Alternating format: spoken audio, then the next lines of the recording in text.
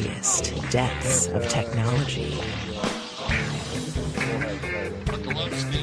And here to keep you on the bleeding edge of science, tech, and ethics is the Rated R radio star, the man of tomorrow, the golden stallion of the tech world, Brian Sovryn.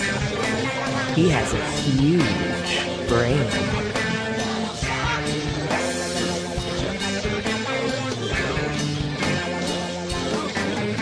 And now, here's Brian. Woo! Just coming off! Well, let me tell you what I was coming off. Wait a second, that could be taken a few ways. Baby, the Golden Stallion, the man of tomorrow, Samsu, the Rated R, radio star. Here for you for a little Sovryn Tech this week, as always, and I know people get so excited. Hell, I've been, I had some people, they call it Sov crack, because they want more, they want more. Well, you got it, baby. Oh, and this week we had some for Patreon, had some great shows for Patreon this week. If you're not a Sovryn Tech patron yet, please, sovryntech.com, SOVRYN tech.com, just in case you're listening to me on one of the many affiliates that I have, and, you didn't realize, hey, what the hell is this shit? So, but let me tell you, this is high-impact science and tech news, baby. It's the real deal.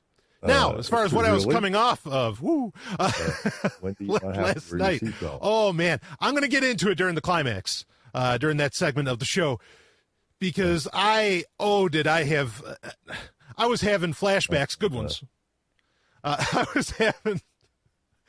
thought, for a second there, I thought it was like 1992 again. I mean, I was living the dream a little bit last night, let me tell you, and I'll break into it later, but I was playing Double Dragon 4. But we can agree on Double Dragon 4. I think. I was listening to the 30th anniversary re-release of Judas Priest Turbo. My favorite Judas Priest album. Oh, baby, at the same time. I mean, I was... what am I supposed to think, right? A young guy. Which, of course, 30th anniversary, so, that came out in 87. I love that album. Turbo Lover, baby.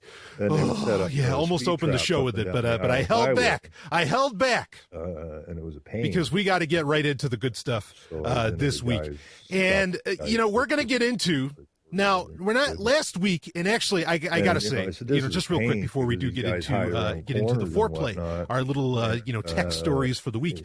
But last week, I got a lot of emails from people, saying that they really appreciated the conversation I had about anarchism, and I think it might have actually brought on a lot of new listeners, and I appreciate that.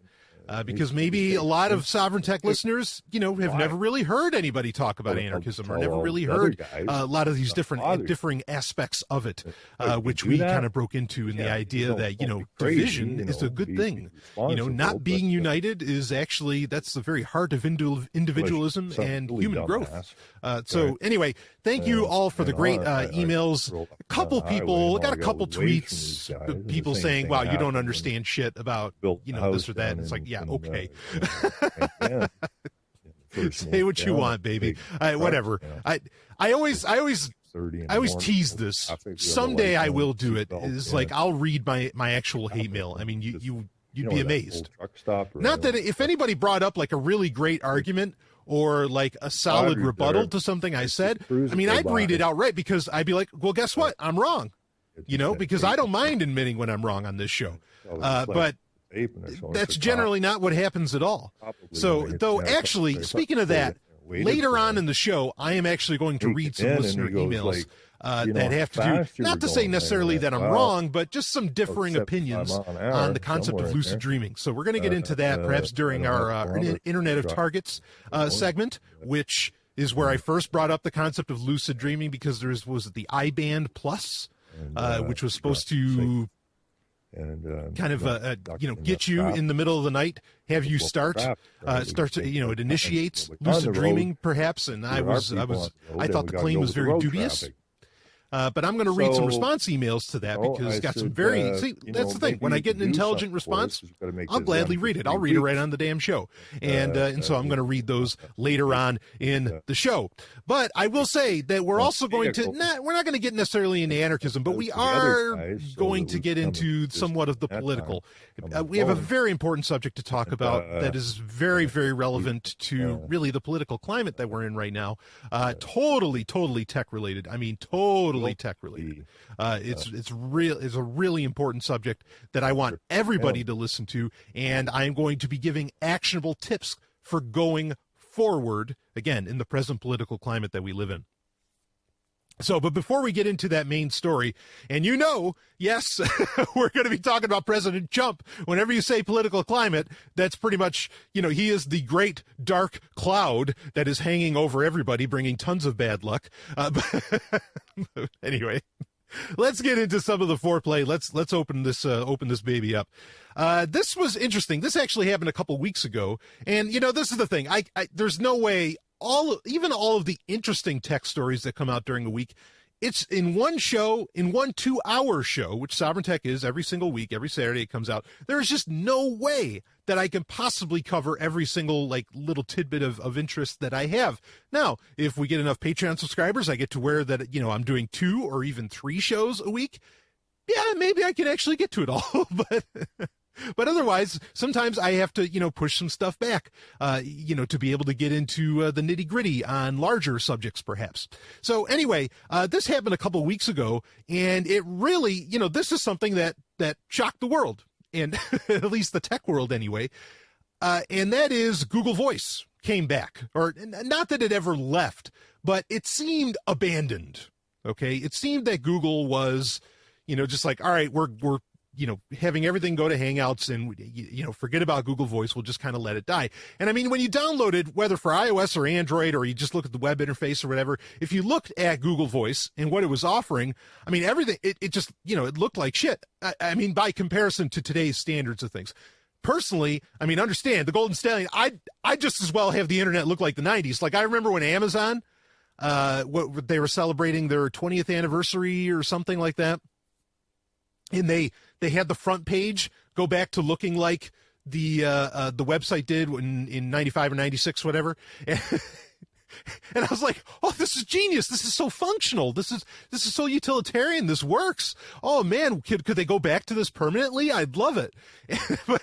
But of course, not everybody has that taste, or desire for such an aesthetic, but I get it. So anyway, now Google Voice, they were just updated. They updated the apps. They updated the web interface.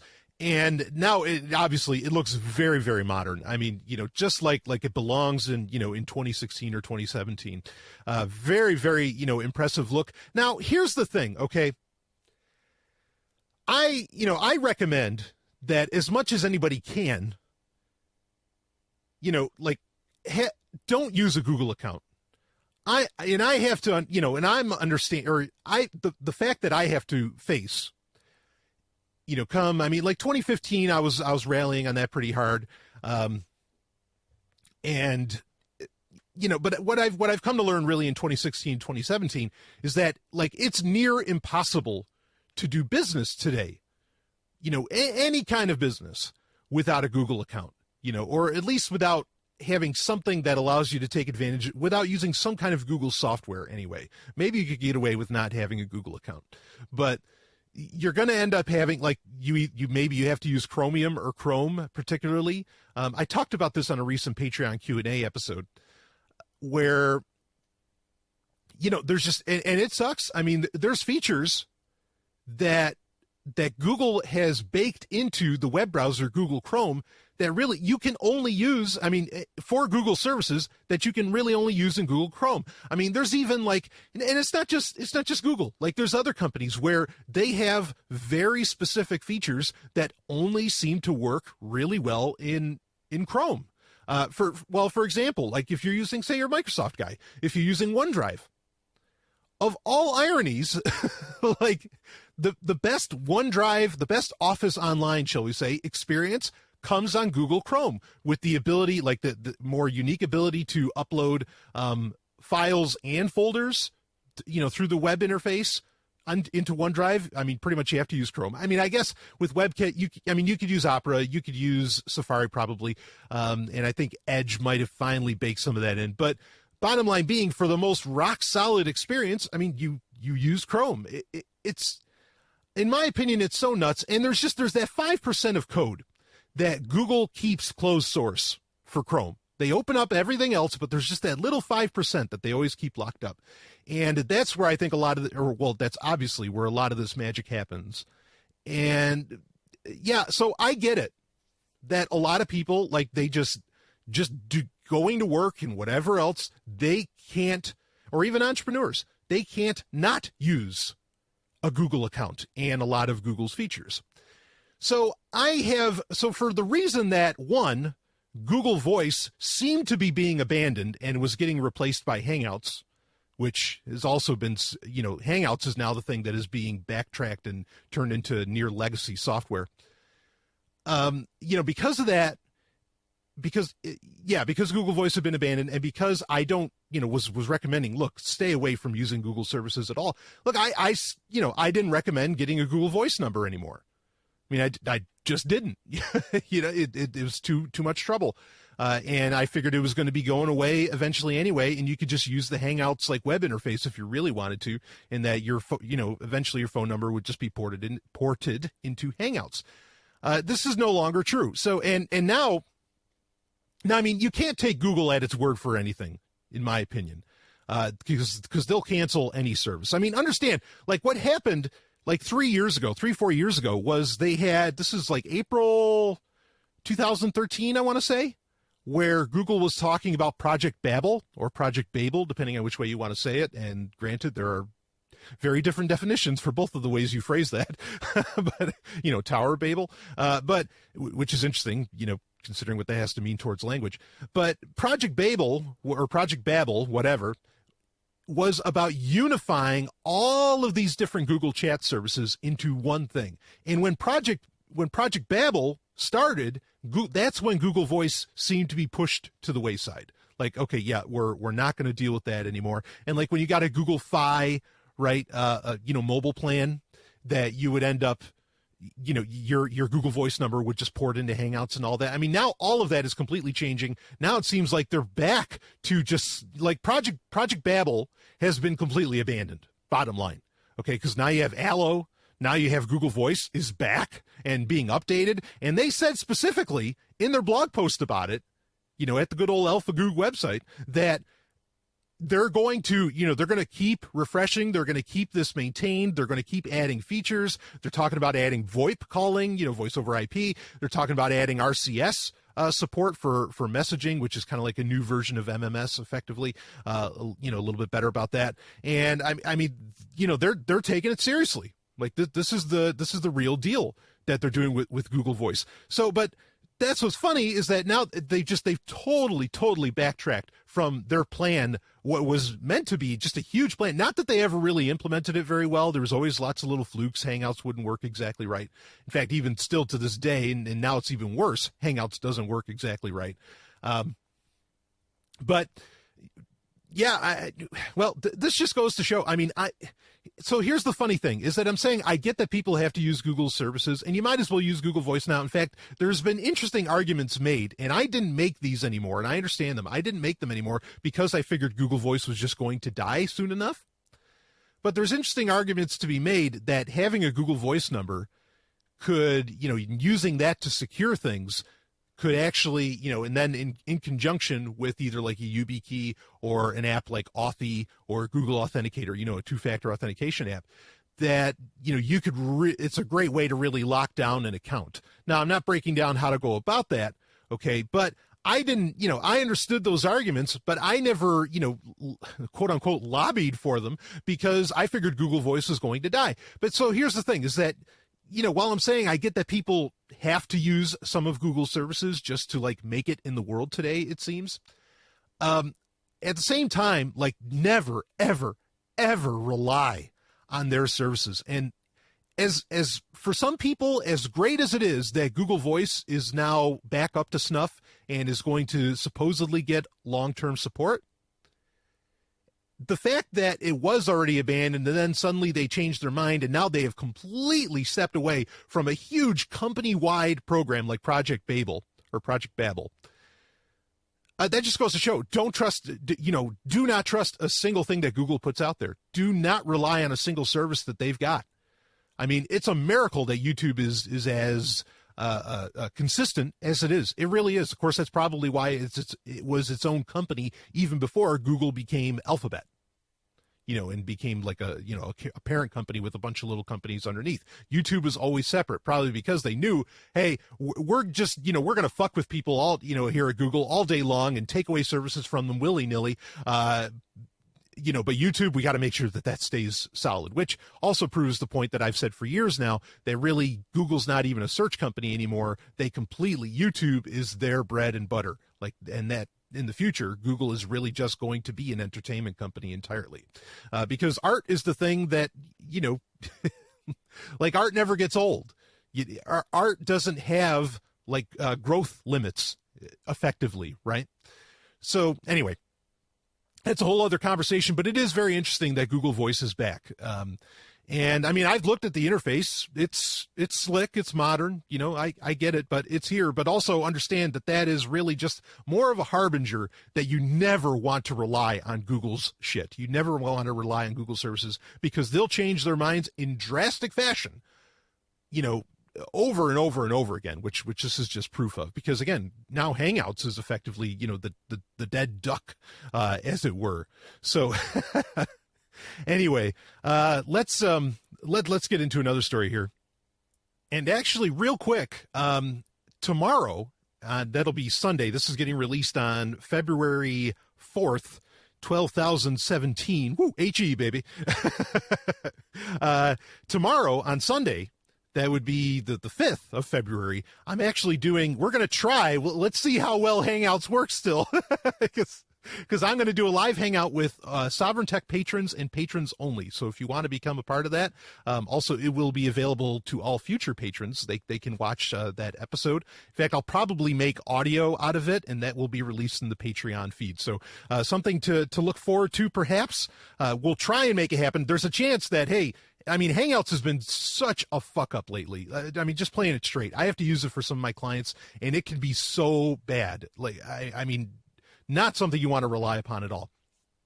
Of course, more particularly Hangouts, the aspect of Hangouts I'd be using is more like YouTube Live, and so that, they're rebranding things all the time. Again, don't rely on these fucking Google services. But as long as everything works out, tomorrow at 6 p.m. Eastern, I'll be doing a YouTube Live whatever, and or Hangouts whatever. And, I'll be fielding live questions, the whole business. It should be a good time. So anyway, on to other news. Now, this is a bit of news. This is also something that happened a couple weeks ago. Not a huge deal. Not a whole ton to say on this. But, it's kind of interesting. And that is Mozilla has, of course, the creators of Firefox and one of my favorite browsers, SeaMonkey, as well as a ton of other software and one of my favorite programming languages, that being Rust. They have done a rebranding. Not that they changed their name, even though I might recommend that, but then I guess that would cause a whole ton of confusion. But Mozilla, I mean, the name makes sense as long as you know the history, as long as you're from the 90s, it makes sense. But they rebranded to where now they're, before their lettering, I didn't think did anything special. I don't know. But now their branding is Mozilla, but it's spelled MOZ://A. Just like if you're typing in HTTP, right, and then colon, so right. So the colon, then the two slashes makes up Mozilla. It makes up the ill in Mozilla. So Mozilla is the illest, and yeah, I mean, I don't know. It looks cool. I get it. I think it definitely, kind of their point that they are making about it is they want people to know that they are an internet-centric company, that they are all all internet all the time, blah, blah, blah, or, whatever. And it makes sense. I mean, it works. Ironically, how many web browsers, Firefox included, are getting rid of most of the code or, coding that you see in the address bar, right? How many people really see HTTPS anymore? I mean, most people don't. You just see I don't know, you'll see zog.ninja, you'll see that part of the web address, or of the URL, but most of the URL coding, it doesn't even show up anymore. So it's kind of dumb.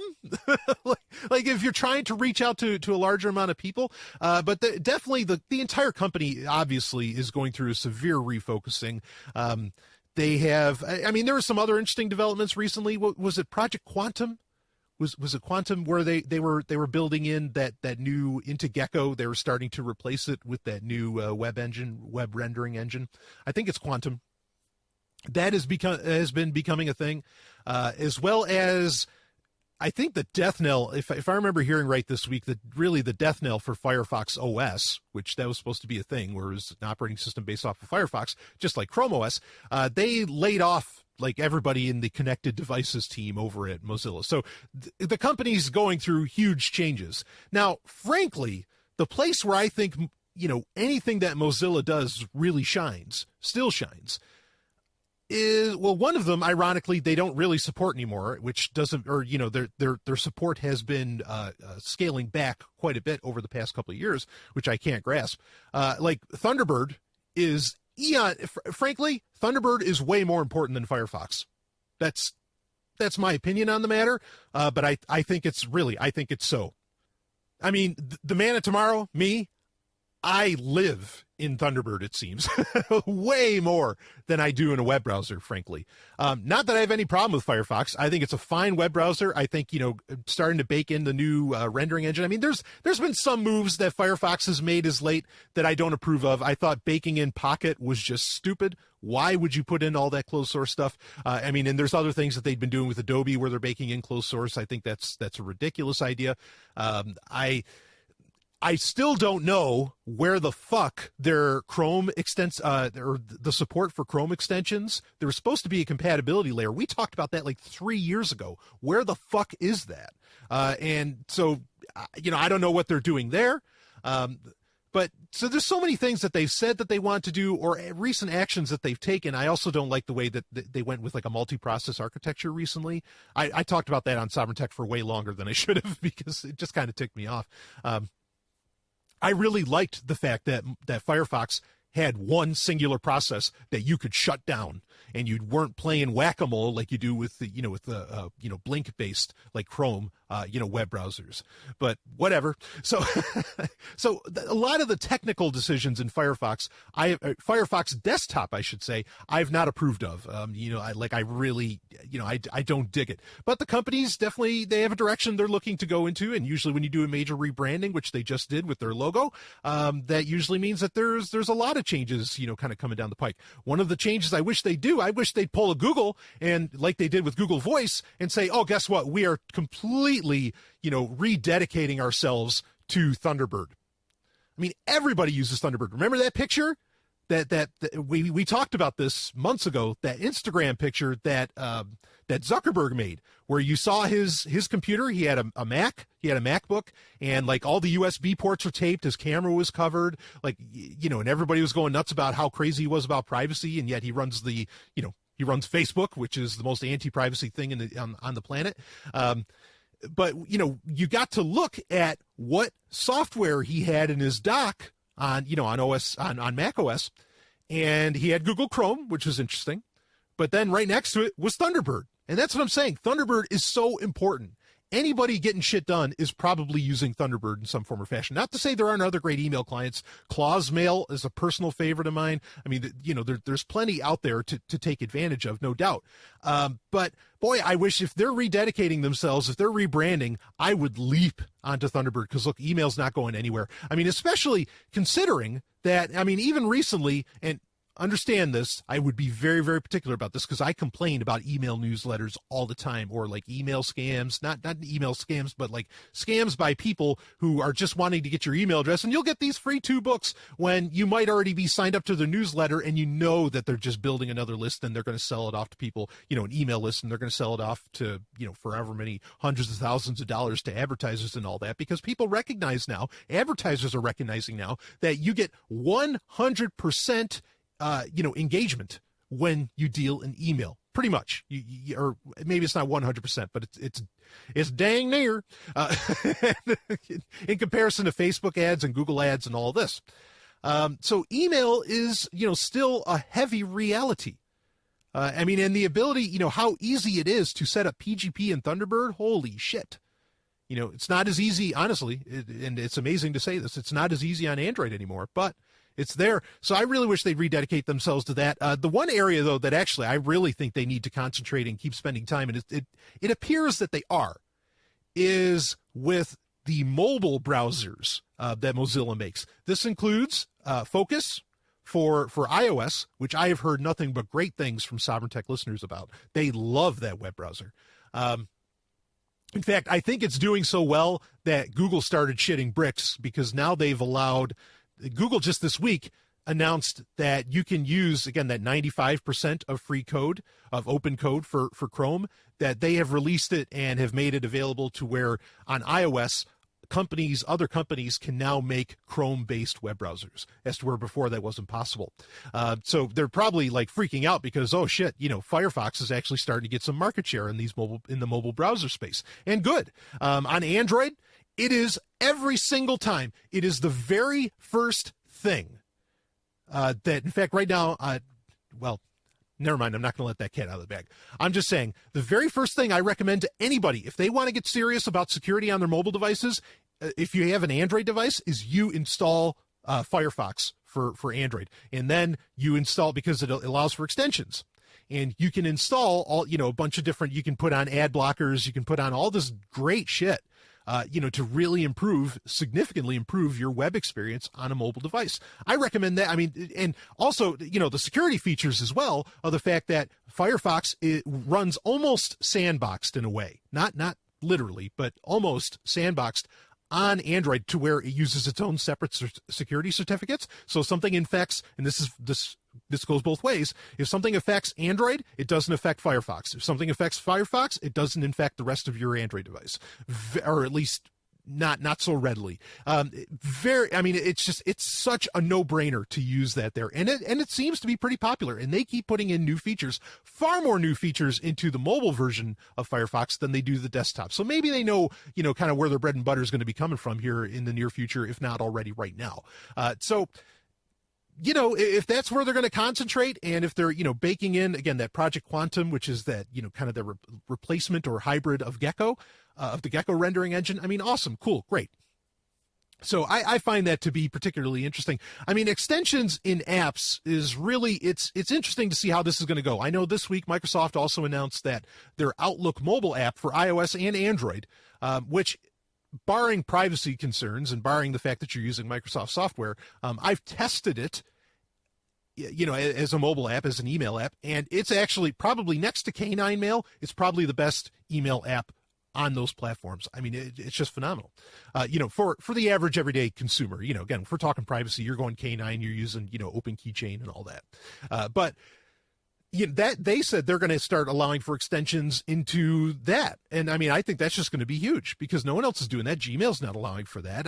That's going to shoot Gmail right in the foot. So this is, the idea of extensions on apps. It's been a thing for a while, but very few of them really do it well. And Firefox is one that has.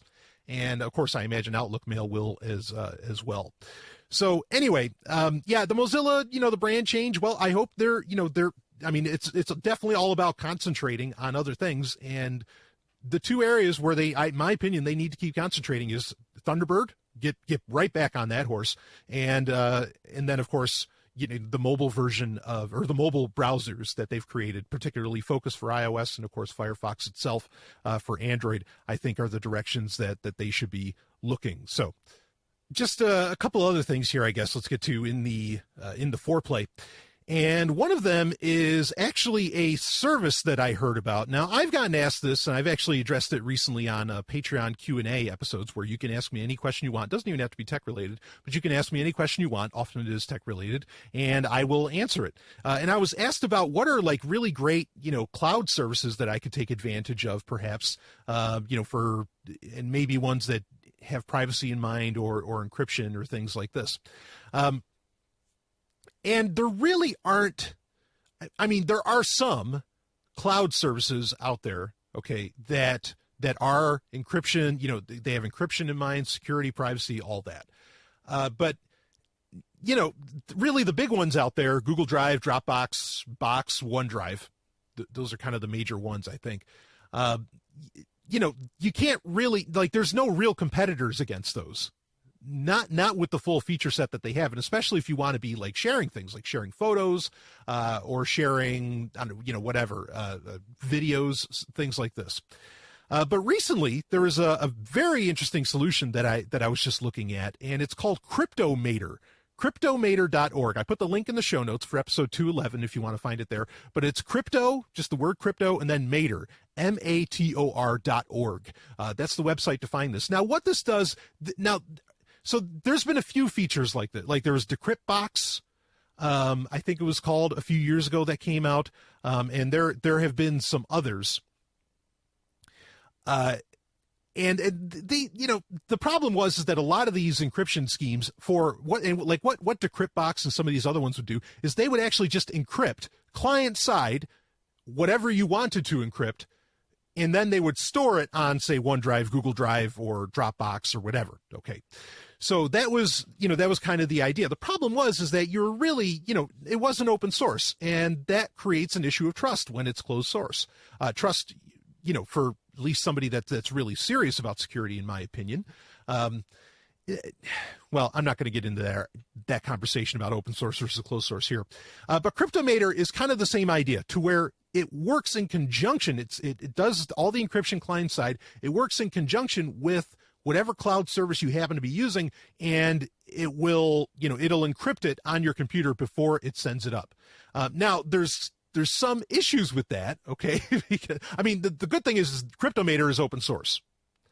And it is free, though I think they ask for donations or whatever, and it works completely cross-platform: Windows, Mac, Linux, iOS, and the Android app is actually in beta.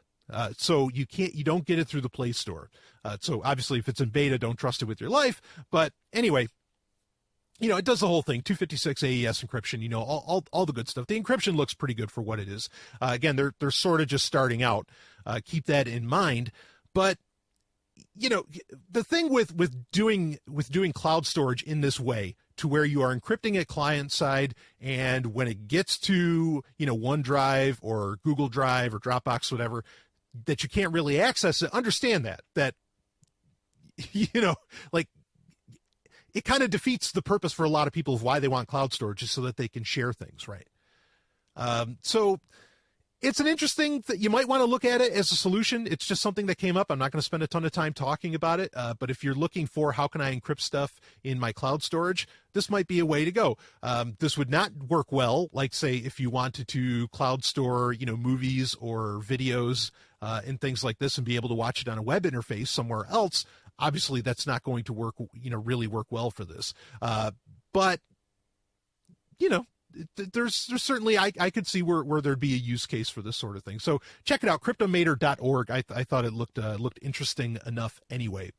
Okay, so last bit here for the foreplay, and this one I'm not going to get into a huge subject on it either, but Microsoft announced, kind of leaked, but then announced, a new Windows version, okay, and it's called Windows 10 Cloud. Now, again, as we all know, there is never, or supposedly, quote unquote, there's never going to be another version of Windows. It's always, everything's going to be Windows 10 from here into eternity. Much like, OS 10 was really supposed to be the thing forever until they finally rebranded to Mac OS. But Windows 10 Cloud, you can kind of probably just from the name, you can guess where this is going. They are looking at the Chromebook market. Okay, they are looking at Chrome OS. And Windows 10 Cloud, from what I've seen of it, I've checked out videos. I have not downloaded it or installed it or anything, and it's still very much like in an alpha or beta form, or what Microsoft would call an insider ring. And pretty much it's Windows, balls to bone. Through the whole thing, it's Windows, or it's Windows 10, except there seems to be one glaring exception, and that being it cannot run Win32 apps. So it only runs Universal Windows apps, UWP. It only runs UWP apps. Now, the purpose behind this, I mean, maybe it runs leaner and meaner, maybe it's more secure, and it certainly would be more secure because UWP apps, by their very nature, function in a sandbox to where what happens to one app does not infect the entire system, which is a great way to go. I mean, that's like at the heart of, things like Cubes OS and some of the more, security and privacy minded systems out there. Okay. And Microsoft has really been leading the charge on sandboxing things and not necessarily even really telling anybody. Like Microsoft Edge is going to be a sandboxed app very soon, at least in enterprise, and then it'll probably trickle down to consumer level. But Windows 10 Cloud, yeah, I guess they're probably going to offer it for nothing, and it's going to, how can they offer it for nothing? Just like, Google Chrome doesn't really charge for manufacturers to install Chrome OS. What's the advantage here? Well, for Google, Chrome OS, of course, is getting people into Google services and then, serving them ads or whatever.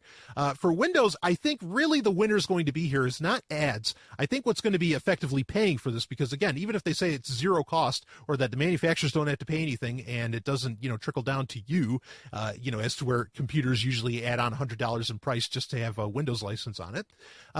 I think what's going to happen is I think they just want the metrics to see so many people using UWP, and you're going to see some really, really, lower end computers running this. For me, I get it. It's fine. They can do it. Yes, it's going to be a more secure system. It'll be nice to have an alternative to Chromebooks that isn't Google, even though you could put Chromium OS, I suppose, on certain ones. But there's a couple of losers here. One is that now this year we know that Chromebooks every Chromebook coming out in 2017 is supposed to be able to run Android apps. Okay, so that's a huge deal. Now, how can Windows compete with that? Well, Windows has the largest software library in the world because of Win32 apps that have been around for decades. But when you release a computer that doesn't run Win32 apps, well, what the fuck? So I think the only thing I can imagine is that Microsoft is just looking to see higher usage of UWP apps. Of course, they came out with Project Centennial. Microsoft did this earlier in 2016, where the Centennial or Project Centennial was allowing you to take a Win32 app and almost instantly convert it with very little work involved, converting it into a UWP app. So maybe this is a way to push people into, or push companies into making more UWP apps, even though the leaks that I've seen of Windows 10 Cloud, they couldn't run the Centennial-based UWP apps. So what the fuck? I mean, again, it's in beta, so, that's totally understandable. But yeah, this is, I don't know where this is going to be a big deal. I mean, it to some degree, it's probably related to, well, I mean, that's the funny thing. Like, why do this? They just cracked the nut, a couple months ago of how can we get Win32 apps to run on ARM processors. They just solved that. And now they're releasing Windows 10 Cloud that doesn't run Win32 apps. That seems like just some of that classic Microsoft craziness. Even though Microsoft is a very new company, they're a very different company than they were 3-4 years ago, and of decades past. It does seem like those odd ideas that Microsoft was always kind of just laying out there, and then they end up having to support forever, and it screws them over. Whatever. Anyway. Yeah, Windows 10 Cloud, it's going to be a thing. There's probably going to be cheap computers out there. Always keep in mind that really there's no such thing as a $200 computer. The cheapest any computer really should cost is like $600. I'm sorry, that's not really capitalism that allows computers to be $200. It's $400 worth of subsidized ad tech, ad software that becomes exploitable, becomes a security exploit that gets baked into these machines, however it ends up shaping up. Yeah, again, don't trust the $200 computers. just don't. Even the ones that are Chromebooks. Well, some of those are made that cheap. Like, they're really that cheap, especially some of the original Chromebooks. Holy shit. I mean, they'll fall apart on you in pretty short order. But whatever. Let's get into the main news for this week, because we've got a doozy of a story. And like I said, we're going to delve into the realm of politics here. Boy. And, don't hold me as far as the, how to put this, on the technology details, hold my feet to the fire. On some of the other stuff, don't hold me too hard on these, because and it's actually going to speak to what I really want to talk about and kind of the what needs to be done about all this. So since January 20th, things have been kind of crazy in the United States of America. Of course, Trump was inaugurated and is now the president of the United States. It's absolutely official. Of all things, I think a lot of people were still thinking, oh, well, on the 19th, don't worry, Obama's going to declare martial law or something. And folks, look, people have been saying that shit to me since I was a kid. I knew that wasn't going to happen at all. So anyway, there have been a lot of marches, a lot of, there has been what has been known as the hashtag Muslim ban, where, some 7 countries have, were put effectively on a list, and anybody coming into this country from those countries was being held at, various airports perhaps, and other things. And then there's the whole green card situation, and all this is changing by the minute. I mean, supposedly now, like just this morning I saw, and that would be Saturday, February 4th. I saw that, oh no, people with visas can get in now, because before people with work visas couldn't even get in. Then they had to, pull back on, could people with green cards come in? I mean, and then some, there's so much going on with all this, with a lot of these protests and people getting, very hot and bothered about, really, in my opinion, crazy legislation that either started with past presidents like Obama or Bush or even before then, or that is relatively new, or at least had been empowered due to past presidents, to Donald Trump. Please do not email me with the argument that, oh, no, Obama set this up. Trump's just, kind of, maybe he's using it, but blame Obama. Look, I know, okay? Holy shit. I get so sick of seeing that fucking argument. Is what's happening bad or not? Yep, it's bad? Okay. Well, is people's quote unquote right to travel being infringed upon? Yep, okay. There, it's bad. Whoever did it, they did it. Wow. I'm in awe at the absolute lack of empathy, just because you want to, rub shit in, somebody's face about the fact, oh, no, it wasn't Trump, you fucking leftist, or some shit. Oh, give me a break. Not that anybody's giving me that, because I've been careful. And it really speaks to the heart of, again, of what I want to talk about here. So a lot of crazy stuff going on. Every single day, it seems like the, whatever news organization, CNN, whoever, is pushing shit out. Like, there doesn't seem to be, it just seems like there's crazy story after crazy story after crazy story. And frankly, in the social media circles, shall I say, or just in the social circles that I run in, the rampant panic, the rampant lack of taking a breath, just the very reactionary. I don't know what I don't think that reactionaryism is a word. Of course it isn't. But the incredibly reactionary nature of so much what's happening on the web as a whole is very disconcerting to me. So now I want to make something super clear here before I'm going to play some audio here for a second. And I want to make this point super clear before somebody turns this off. Look, in my opinion, Donald Trump is a horrendous human being. Anybody that wants to run for president, in my opinion, like I have very severe concerns over. Okay, but Trump in particular, I think, is a very horrendous human being. He is, there are policies that he is either going to enact or is enacting, and regardless of what is the foundation that he is able to do that from, he doesn't have to use that foundation to do what he's doing, right? He doesn't have to use that political foundation created by his, or put in place by his predecessors, right? Just a terrible human being. Every president, just fuck them all. Okay, I'm an anarchist. I don't understand the mind that even remotely wants to be a politician for any reason, even self-defense. That's just crazy. To want responsibility over other people, or, to even think you can pretend to represent somebody else is just nuts. Or if you think you're just doing it for yourself, what? what? You're willing to use the force of the gun on everybody else by you passing legislation or whatever else, even if you go in there as a doctor, no. And like you're saying, no, I don't pass that, don't pass that, don't pass that, don't pass that. You're still really like forcing your will onto other people in a very real sense, whether it's yes or no, when you're sitting in the halls of politics, the dens of iniquity. So I don't get that at all. So don't think that in any way, shape, or form I'm defending any politician, be it Obama, be it Trump, left, right, whatever. I won't defend any single goddamned one of them. Not one.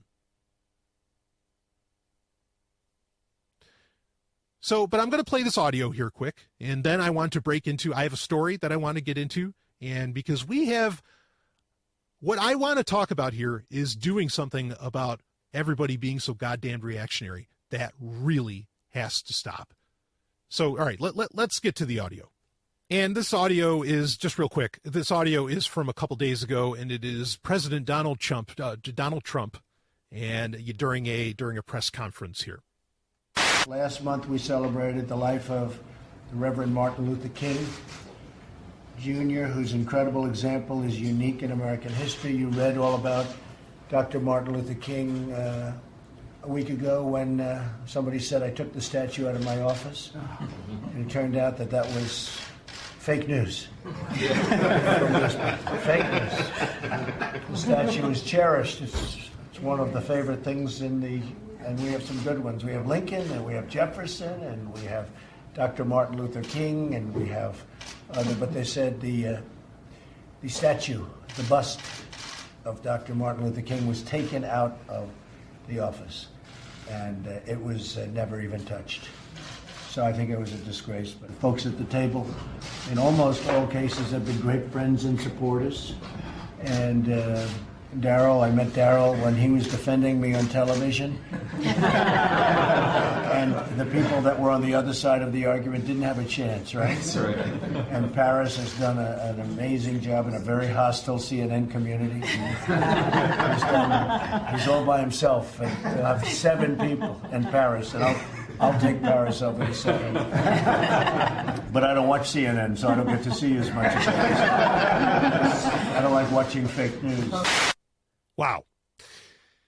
Yeah, so that definitely plays into a subject that we hadn't really touched on in the past in Sovereign Tech, which is this idea of fake news. Also, it touches on the idea of alternative facts, which is ironic because here's, Donald Trump talking about, fake news being a problem, yet when his own team uses the concept of alternative facts, we're saying, that like so many people were apparently at his inauguration, but then you find out that they actually weren't, but his press secretary, lied about it, but then when confronted said, oh, no, I didn't lie. I was just presented with alternative facts. What the fuck? Okay, there is an objective reality, folks. And there aren't alternative facts. There are objective facts. And, anyway, so not to get in so much into the alternative facts thing, but the fake news thing is something that has been around a bit. The point I want to, that I want to start getting into with this is that, Trump was talking about how there was a story going around. It went around very quickly that, he had removed the bust or the statue of Martin Luther King from the White House or whatever, and ended up being, not true at all. I saw this story get shared around a ton, just again, in my own circles. People that generally, I think are, I would generally think would be a cut above. But it seems like a lot of people are falling into this very reactionary stance. Now, I want to read another story to you. Okay, so there's one example, one that was publicly admitted to. Here's one that I did a breakdown of recently on social media. And it's from The Independent, and the date on it is January 29th, so just a few days ago, 2017. And it's Donald Trump Muslim immigration ban, U.S. Border Patrol, quote, checking people's Facebook for political views, end quote. Refugees and green card holders detained and interrogated despite legal right to come to the U.S. Now, again, this is from January 29th. In the past few days, a lot of changes have happened as far as that, that bit of order or regulation, goes. So, keep that in perspective, but the points in the story and the points I want to make are still the same. So I'm going to read a little bit here. U.S. border agents are checking people's Facebook pages for their political views before allowing them into the country, an immigration lawyer has claimed. All right, let's stop for a second. Most people, right there in the first paragraph, most people are going to share this story, and most people are just going to see the headline and say, holy shit, they're checking our, they're checking our Facebook. We're all fucked. We're screwed. Blah, blah, blah, blah, blah. Okay, now, here, right in the first paragraph, an immigration lawyer has claimed. It's a claim. Now, kudos to the Independent, at least, for saying that it's just a claim and that they didn't go through, like they hadn't gone through the rigorous process of necessarily verifying this. Not to say that you don't want to take that claim seriously, but you also want to look into it for yourself when it is just a claim and it's something, frankly, this serious. Read on with the story here. Quote, Houston-based lawyer Mana Yagani said several green card holders who have the right to live and work in the U.S. were detained by border agents at American airports hours after President Donald Trump signed an executive order banning immigration from 7 countries in the Middle East and Africa. The ban affects travelers with passports from Iran, Iraq, Libya, Somalia, Sudan, Syria, and Yemen, and also extends to green card holders who are granted authorization to live and work in the United States, according to a Department of Homeland Security spokesman.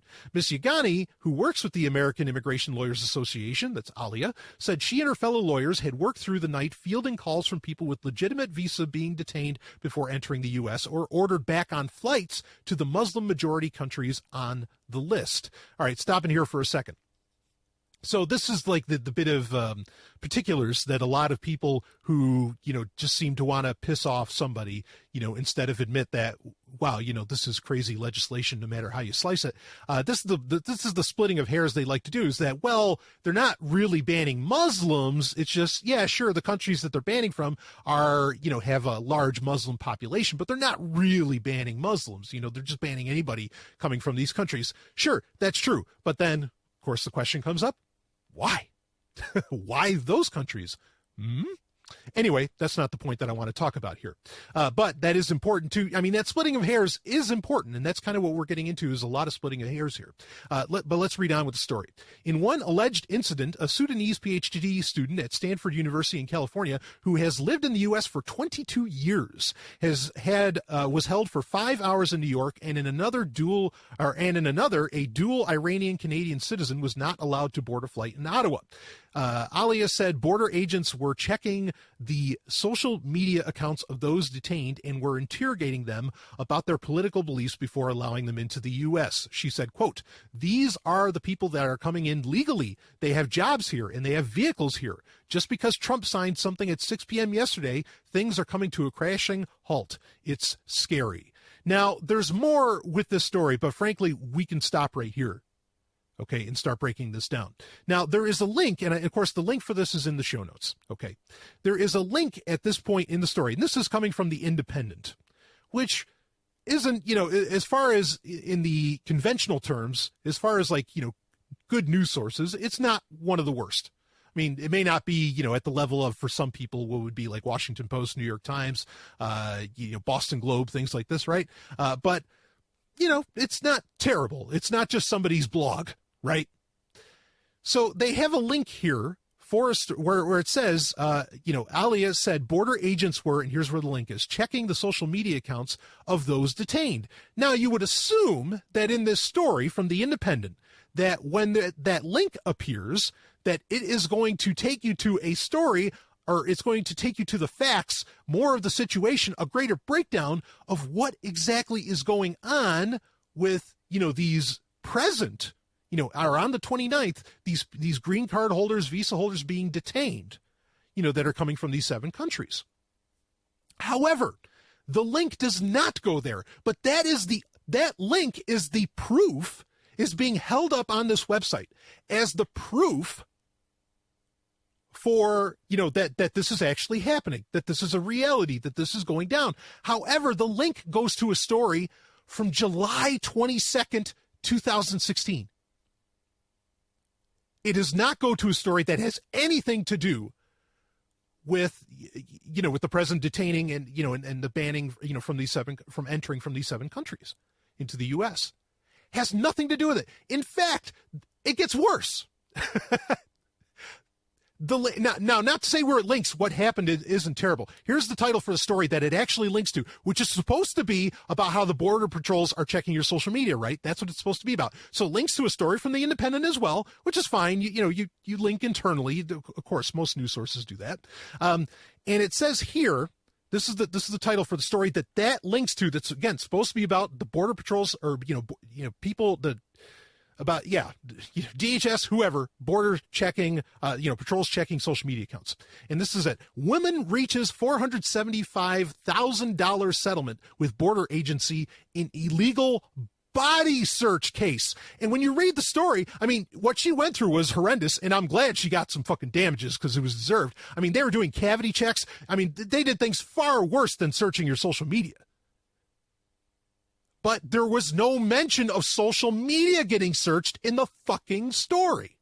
Now, there's the chance that The Independent just leaked to the wrong one. And even days later now that I'm looking at this on February 4th, and again, the article was originally posted, was released on January 29th, they linked to the wrong thing. Maybe, right? But they never fixed it.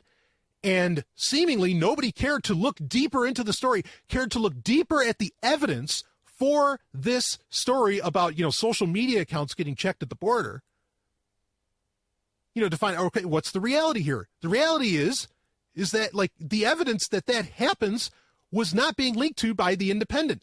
Now, and it goes even deeper, okay? Because when I saw the story, I saw some people posting it, and I understand, I get it, it's scary. Look, we are in very dangerous and scary times. It's a fact. I'll talk more about that in a second. All right? But, people were sharing it, and I was like, oh, wait a second.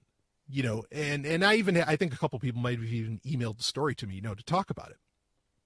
And I was like, wait a second, let me look into this. So the first thing I did, which I do with most of my Sovryn Tech stories, okay, and I'm going to make sure it's not just most, now it's going to be every goddamn one. When I looked into it, there was no other news organization talking about this. Does that mean it's untrue? No, not necessarily. But it does raise a lot of questions. And as soon as I found that no other news source was talking about how social media was, or social media accounts were being checked by border patrols, for these people that were being detained on January 29th, I mean, every red flag in my head went off. And so then I started digging deeper into the article that was posted. And that's when I find, oh shit, there's evidence that border patrols, are checking this stuff out. They don't have any evidence for that. Not the Independent doesn't have evidence for that. However, we do know that this does happen, and it did start happening under an Obama policy in 2016. So yes, this does happen. However, the evidence that it was happening on the 29th, that it's happened with this, quote, hashtag Muslim ban, which again is, yes, I understand technically an inaccurate statement, but I think it speaks to the broader point. The evidence doesn't exist. Like, we don't know that. We're taking people's word for it that it's happening. That doesn't mean you write it off. Because really horrendous shit is happening. Really terrible shit is happening. There's no doubt on that. Okay? I mean, and there's lots of evidence as far as, that when, what was it, the federal judge in New York said, oh, no, I'm overturning this shit. Like, I'm ignoring, you ignore this ban by President Trump, and you let these people into the country. But then, DHS workers and whatever other workers, they ignored the judge.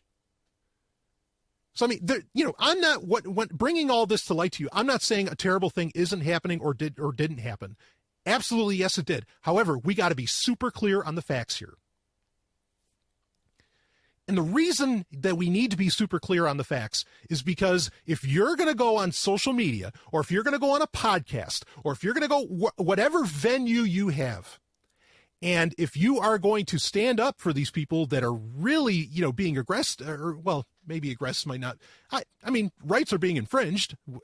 I think for most people, not getting an argument about rights, but for most people, that would be seen as aggression, right? But for these people that are being affected, let's put it that way, if you're going to defend them, and I applaud you for doing so, better have your fucking facts straight, because you've got so many goddamn people out there right now, Trump supporters, whoever else, that are going to zero in on the minutia. of what exactly you're saying. And if you have anything, kind of like Trump coming out and saying, oh, you thought I took down the MLK statue? Nope. Are you kidding me? I didn't do that at all. CNN reported fake news. You're going to get vilified instantaneously.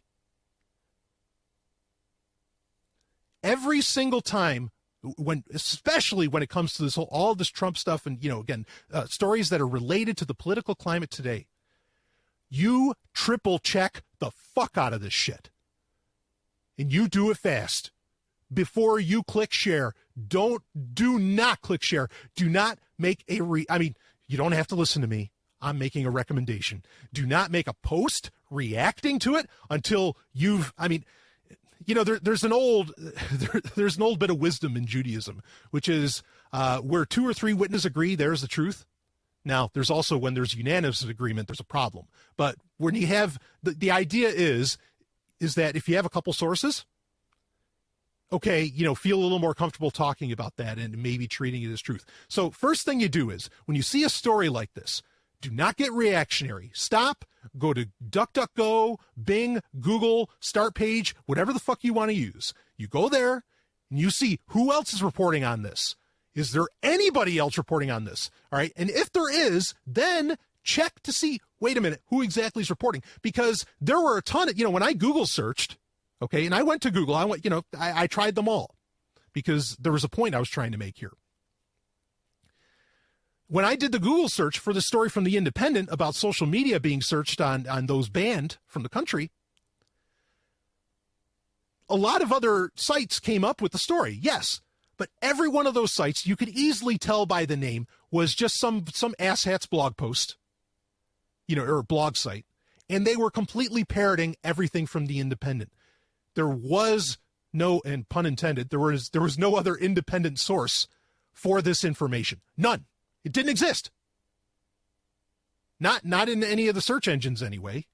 I'm not saying it couldn't exist outside of that or that it didn't, but based upon what I was looking at and what I would be comfortable, me as a tech journalist, me as a fucking human being, saying to people, hey, you should be, I'm concerned about you, so you should be concerned about this, blah, blah, blah. Wasn't there. It wasn't there. Another story that came out was about the Uber strike. This is another one where, and this is going to speak to the second point that you want to do. So the first thing is you want to look, okay, who else is reporting on this? And it depends on who is, right? And if anyone else is. And if it's only one source, be careful, take it with a grain of salt and start looking at what exactly they're linking to in their stories, because like we said, and so maybe that should be the second thing. Second thing is that if you don't see anybody else looking at it, or even if you do, look at the sources, look at what's being sourced in the, in the online article itself to see if it's even relevant to what exactly is being reported. Because in the case of the story from The Independent, no, it was not. It had nothing to do with social media. It had to do with far worse, it had to do with cavity searches, like I said, but it was not what they linked to specifically as referencing that there were social media searches going on was not relative. It had nothing to do with social media. I mean, maybe social media searches happened to that woman who who ended up getting like $500,000. Good for you. But that wasn't part of the story. Now, another story, again, like I said, was the Uber strike in New York. And a lot of people were going nuts about this, and because what happened is, and you ended up with another hashtag, what happened is that, there was a strike for like an hour or something, and then Uber raised the prices. They made a change, network side on the app to that effectively the claim was that it forced the Uber strikers in New York to get back to work. And the claim was that Uber ended the strike. And so there was hashtag delete Uber. It was this, big deal on all of social media.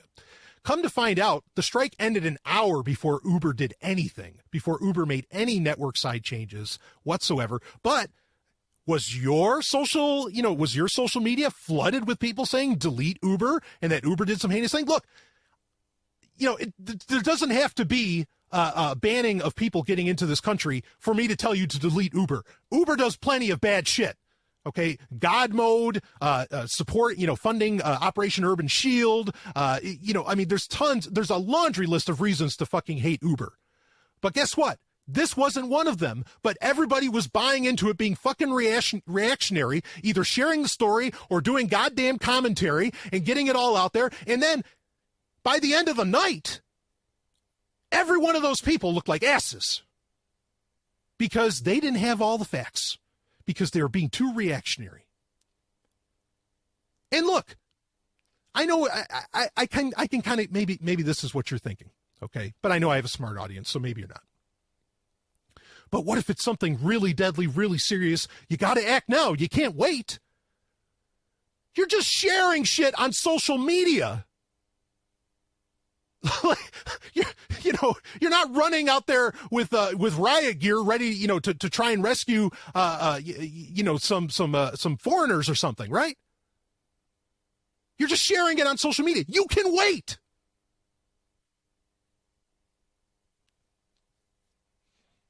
So that's my third point in all this. Let's consider this maybe internet self-defense, not like intellectual self-defense, but maybe internet self-defense. How about that? Maybe I'll do a whole course on it. Breathe. Let the story sit. I didn't post about that story from The Independent that we talked about here. I didn't post about that until 10 hours after the story because I wanted to wait. Okay, is there the chance that other people will report on this? Is there the chance that The Independent will change what they had to say? And they haven't changed a lick. The story's still up there running, same as it was on the 29th. Let this stuff settle, okay? Get the facts first. Make sure you know exactly what's going on. I mean, and some news organizations will actually kind of be all right about this, to where they will say the last words of a story, of a breaking story, they'll say, we're waiting for comment from the company. You as somebody, perhaps an activist, whatever, you wait for that fucking comment, in my opinion, before you share this stuff. Because that comment could change everything. I mean, with the delete Uber, everybody just looked ridiculous in that. Now, again, yes, delete Uber. I support that action, okay? And but not for this reason. Or, I mean, whatever. Delete everything for this reason, but you know what I mean. We got to be, look, I get it. I mean, there's this narrative out there now that there's the resistance. Like now it's like a thing. I mean, people used to joke, and kind of quote John Connor and say, you're part of the resistance and all this shit. Like now there's really seems to be sort of this,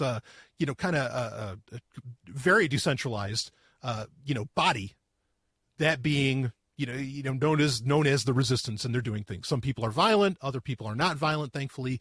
I do not support violence. Whatever. However it's taking shape, a lot of different people. I mean, when you're talking about something that ethereal, okay, there's not one set of rules or one set of action, one sets of action or something. I mean, like it could be a bunch of different shit. But there is this thing called the resistance. Frankly, in many ways, I consider myself a part of it. I do not support violent action. I do not support pepper spraying people. I do not support, just people. I mean, if you're getting attacked, that obviously, or somebody's trying to steal something from you, very different story, right? Okay. I'm not supporting any of that. I'm just saying, okay, that as far as like getting information out and being against this administration and any administration that has ever existed on the planet Earth, oh yeah, I'm a part of the resistance. And I understand a lot of my listeners, they've emailed me and said, what do you think about this? I'm considering myself part of that. Go ahead. But if you're going to be a part of this, if you're going to be against the alt-right, which I totally support being against the fucking alt-right, that's one of the, most terrible things. Just unbelievable, that's out there. And there's other political movements too that I don't agree with. Oh, I don't agree with any political movement, but I hope you get my gist.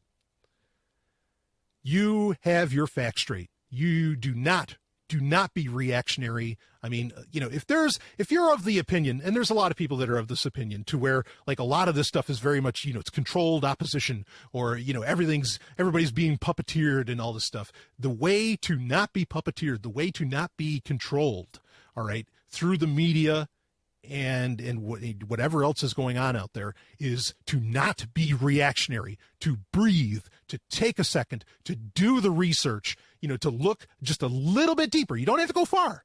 I didn't have to go far to find out that this was, wait a second, this may be happening, but It didn't, we don't know that it's happening here, and so you don't go alarming everybody about it. You don't have to search deep. So I hope that kind of those at least 3 rules that you want to go forward with, okay, where look for other sources, right?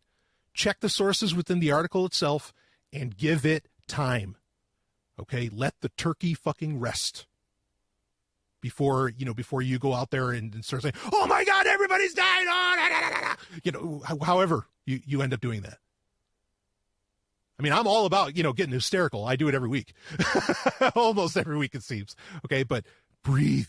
Please get the facts straight. So that way, when, everybody starts, jumping down your throat for warning people or for, informing people or whatever, you have reality on your side and you can make them look like asses. Okay? Now, all of that said, yes, it is true, and we've talked about this before on Sovryn Tech. It is true that border patrols, border guards, are checking social media accounts, for like your political persuasion. And again, this started back in at least 2016. The framework to allow for that has been around for almost a decade, about as long as there's been social media. Okay. So that's a reality. So what do we do about that? Why don't we talk about that for a second here? Okay. And I put a link in the show notes, okay, for our main story. There's 2 links. One is to the independent story. The other is a link from itsupportguides.com, which tells you how to delete all of your Facebook posts. Doesn't delete your account. It deletes all of your Facebook posts. You have to have Firefox installed. Yay, Mozilla. Okay. And you use, I think it's Grease Monkey. You use Grease Monkey for the add-on. And then there's a script that you can put into that, which you can be very careful about what script you're using. And again, it's all in the story. And you can delete all of your Facebook posts. So now what exactly we know, the reality around how border patrols are looking at your social media, okay, that needs to be discussed, because what exactly is happening here? Are they asking you for your password to get into your social media and look at it? Not exactly, okay? Not exactly. What's happening is that they ask you for your username. They ask you for your social media information. Then generally what it seems is they're going over to their own computer and they will look you up and they'll look at your posts and see, frankly, whether or not you're a troublemaker. And certainly I respect and hope you are, but depending on what they see, they may not let you in. And of course, the U.S. isn't the only country that's doing this. Turkey does this. A bunch of countries around the world engage in this sort of thing. So there's 2 things to do here. I mean, one is that you can not post anything openly on Facebook or whatever, or at least be careful that, or what you're posting, maybe just have it be a bit more benign or something. That's one, path to doing this, because this is probably, look, it probably did happen on the 29th. I'm just saying that the evidence that it did is non-existent, or at least it was non-existent on the 29th when everybody was talking about it. I don't have any reason to doubt necessarily that it happened, but I do have reason to make sure that when I talk about it and say it happened, that I know it fucking happened, right? Okay, so, you could delete all of your posts if you want, and they check Twitter too. It's not just Facebook. And you could delete everything, and then they have nothing to look at. Okay. And for most people now, honestly, Facebook has become groups and Messenger anyway. Like a lot of people, what I've come to realize in the past year is that, really where the action is on Facebook, it's in groups. Okay. So that's something else you want to pay attention to. Are the groups you're in? What are the names of those groups? Because they should be able to see what groups you're a part of. Even though they're not accessing, like they don't have your password, they're not actually going into your account. They're just looking at it like anybody else can. Theoretically, that's how it's working. So, be careful about the groups.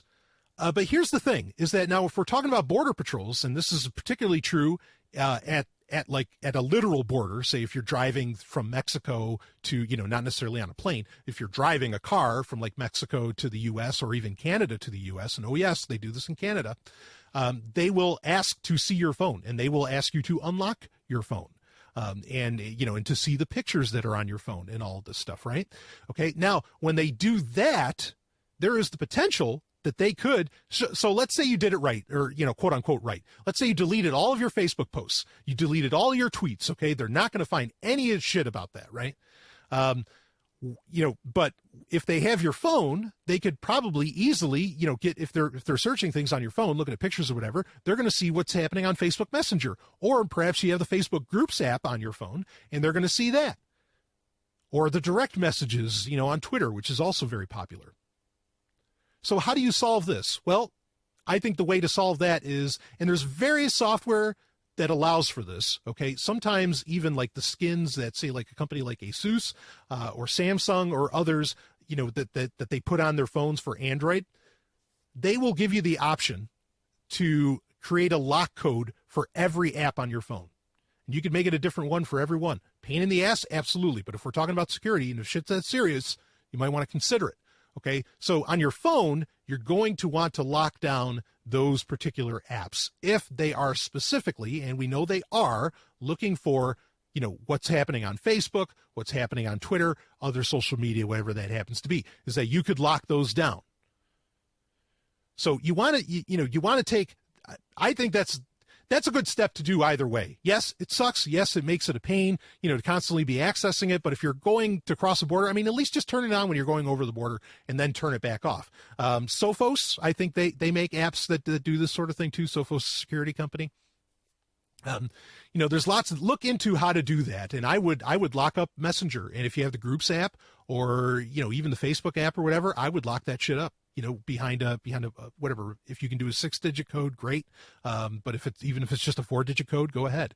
Can they compel you to hand that over? Well, that's where there's a lot of debate and wiggle room. But we survive in the debates and wiggle room. Okay, we survive in the cracks. We're shadow runners. Woo! But you know what I mean. So that's those are the steps that I would take. As far as that goes, because this is genuinely happening. Okay. Again, we don't know to what degree, if at all, it was happening on January 29th due to this, this flight ban. Okay. But it does happen. So it's something you want to prepare for. It's something you want to keep in mind, perhaps. I know I have a lot of listeners that are very serious activists and I applaud you. Okay. But protect yourself out there, because we are in very, very interesting times as far as this goes. So there we go. Lock up your social media, tighten that shit up. All right. And tighten up what you're posting on social media. Make sure you know what you're posting is not just some reactionary shit. Look into these stories as best you can. Maybe after you do your due diligence, it'll still be wrong. It'll still end up being fake. But at least you can say, no, well, I did my due diligence. All right. I went at this like a journalist. That, it's funny. That might be one of the not that I don't want to control information or censor information by any means, but kind of everybody's become a journalist, but they don't act with the same journalistic integrity and rigor. I'm trying to think of like the 3 rules of journalism. There was like, who's paying for it, or who wrote it? Why did they write it? Who's paying for it? Those are kind of the 3 big rules of journalism that you would learn in college. Okay. Not saying college is a good thing. But, most people on social media, they don't realize that's, they're being held they can be held to that scrutiny when they post something. So just be more conscious. Think about all this stuff. Anyway, that's enough. I just wanted to get that out there. Please stop being reactionary. Think this stuff through. Trump does terrible shit. Obama's done terrible shit. They're politicians. They've all done terrible shit. Okay, but just make sure you know where it comes from, because especially all those people that, they were saying, oh, it wasn't Trump, it was actually Obama that started it. In the case of checking social media, they were absolutely right. And worse, there's no evidence that Trump enacted that, not that Trump enacted it, but that it was happening on that day. So check your stories, check your sources. Be sure what you're talking about when you're out there doing your activism, or you're out there, trying to educate people, which is such an important thing.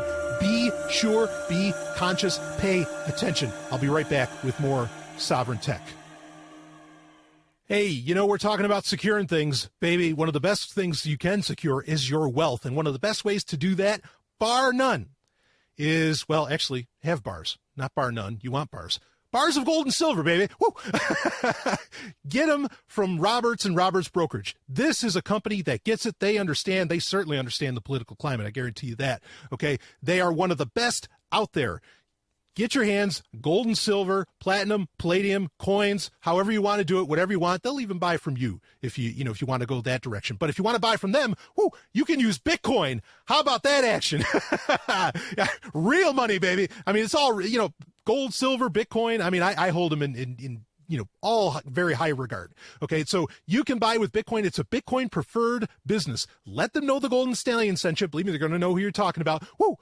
And I cannot thank them enough for supporting Sovryn Tech. Just go to gold.zog.ninja. It's Roberts and Roberts Brokerage. Gold.zog.ninja. And man, secure everything. Woo! Back with some Sovryn Tech, baby. I love using that little Batman theme. Don't worry. If you're wondering about the intros, I said they'd come out this week, and I apologize. Various things, came up and whatever. You're going to get the new segment intros that I do, and they're going to be sexy. Don't worry. But the new segment intros, these are going to kind of be a very special limited run. So it kind of works, that the time frame in which they're going to play. So wait for those. Don't worry, they're coming. I actually have a very special episode planned for next week. We'll see how that goes. But segment intros will be on the way. The story, the Sovryn universe, as some Sovryn Tech listeners have dubbed it, it will absolutely continue on. And it'll continue on forever if I have my way, baby. Especially, we keep talking about this present political climate. Woo! I think the level of debauchery and degeneracy that I like to put on display on this show is more needed than ever. And so I am happy to put it on display. Ooh, all right. Now, why don't we get away from, not to say it's any less serious a subject, but let's shake things up. And this is actually a little bit of, frankly, it's Sovryn Tech vindication, which I've gotten quite a bit of that in the past week. In fact, I'm going to take a moment, if you don't mind.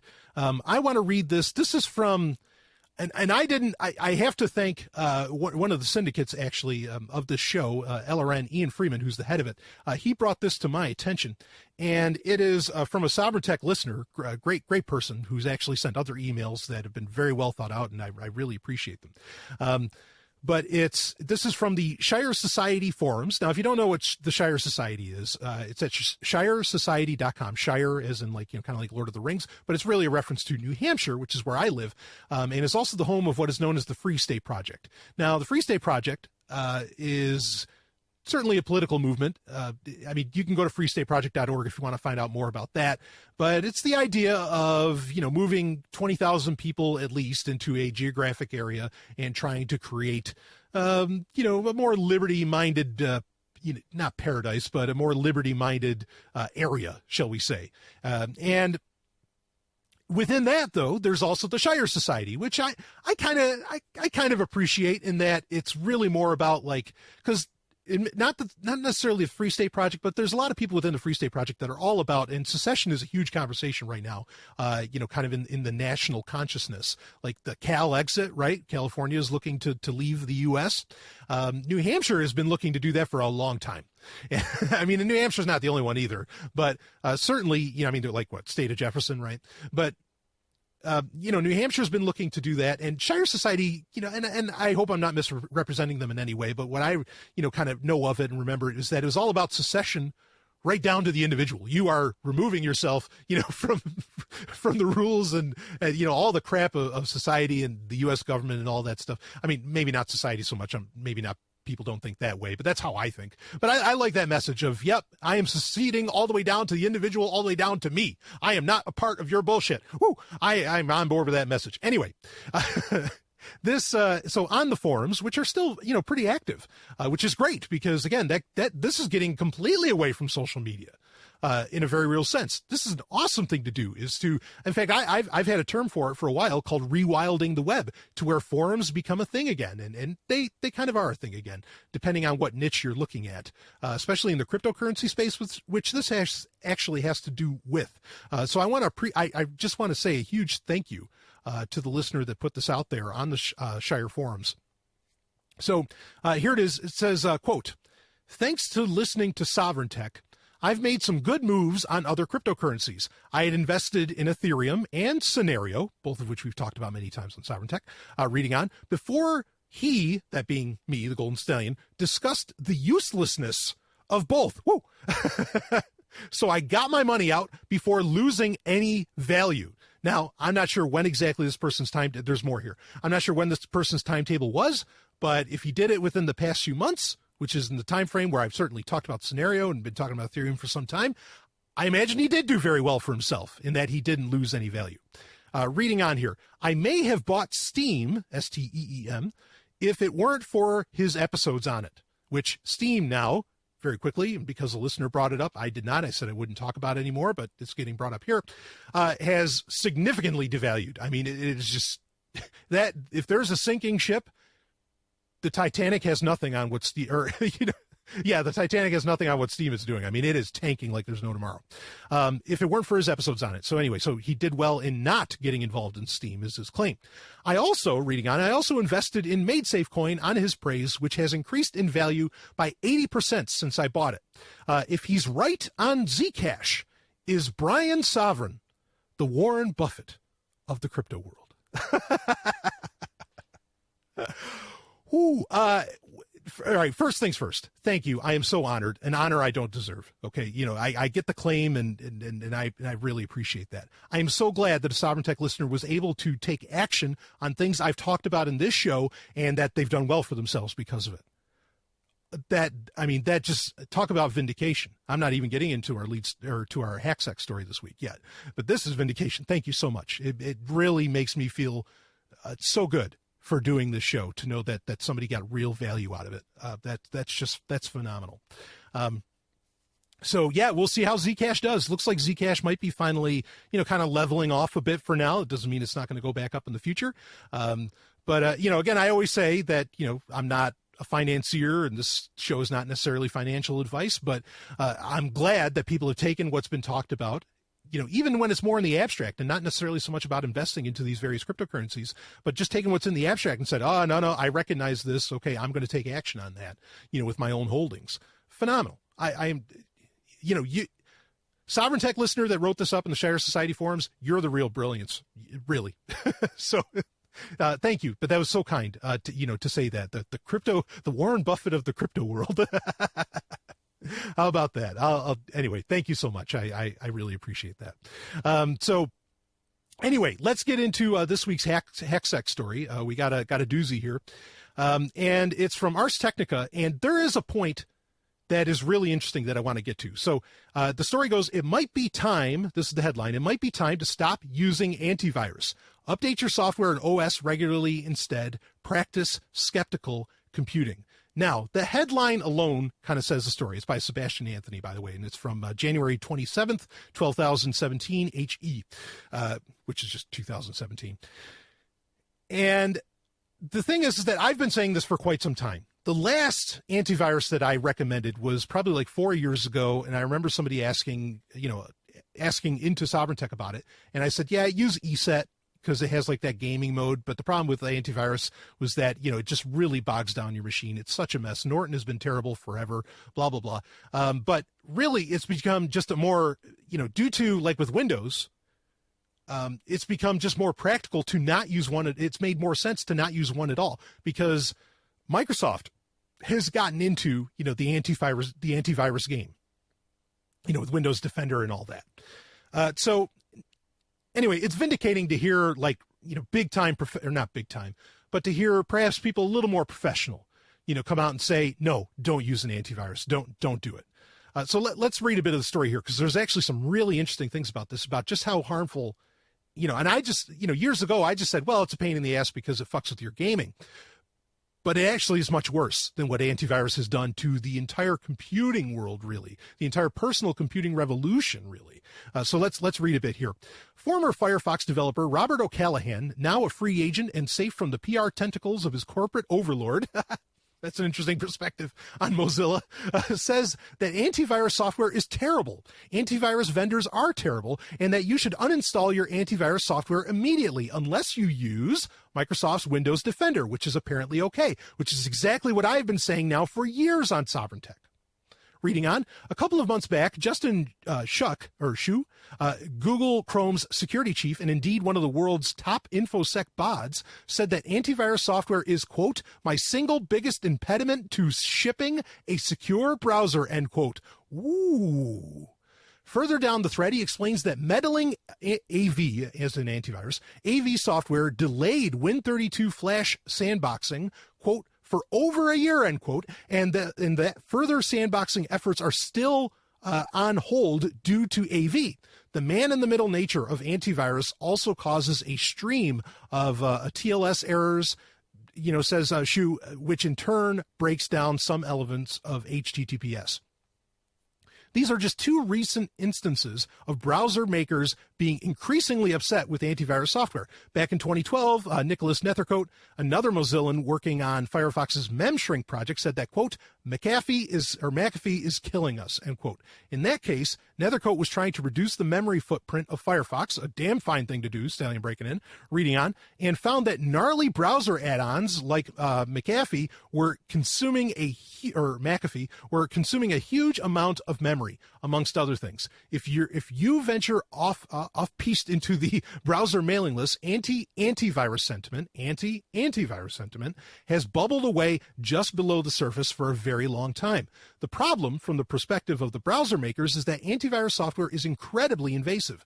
Antivirus, in an attempt to catch viruses before they can infect your system, forcibly hooks itself into other pieces of software on your computer, such as your browser, word processor, or even the OS kernel.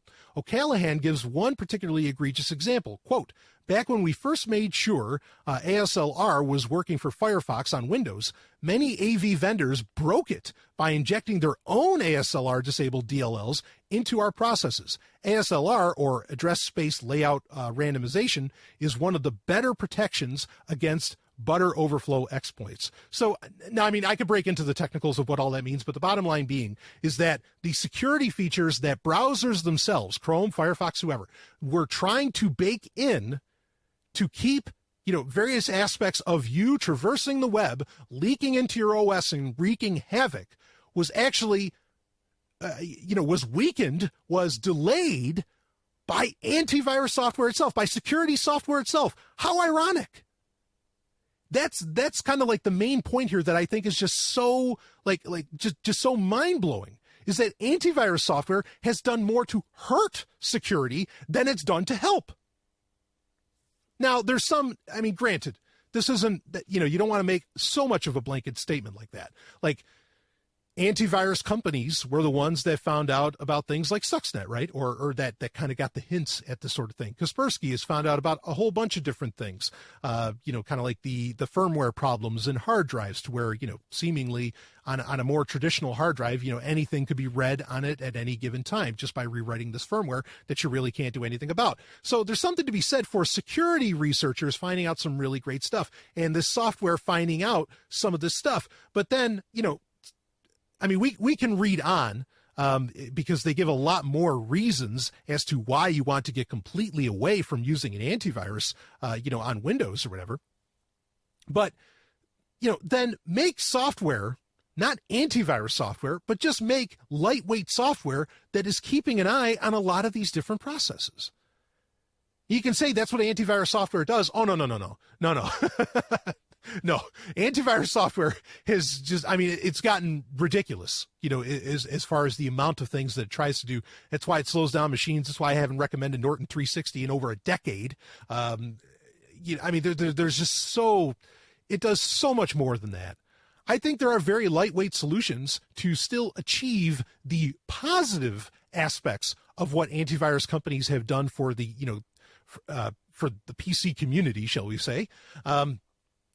and maybe even still make money through that. But really, the solution is kind of here in that, and we've talked about this even recently on Sovryn Tech, that Microsoft, because Kaspersky, remember just recently, Eugene Kaspersky, the guy, who created Kaspersky, he did that big talk where he said, he's like, oh, you're going to have a monoculture of security software because Microsoft is making it harder for us to develop security software. And they're claiming that they're doing it right, but then you have to trust Microsoft, blah, blah, blah. Well, and again, my response to that was, look, they made the OS and you don't have complete access to that OS. Only they do. They really are. I'm not saying it's the right thing. I mean, the right thing is to do it Linux way. Okay. Open source everything.